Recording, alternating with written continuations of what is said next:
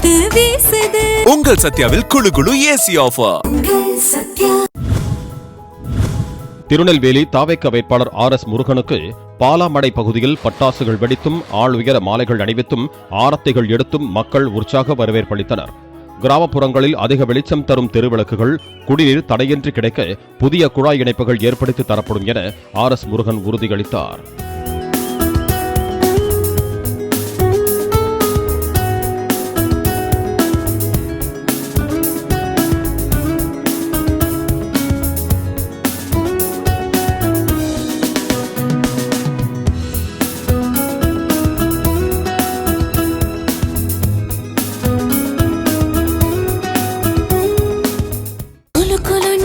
காத்து வீசுது. உங்கள் சத்யாவில் குளு குளு ஏசி ஆஃபர். சத்யா.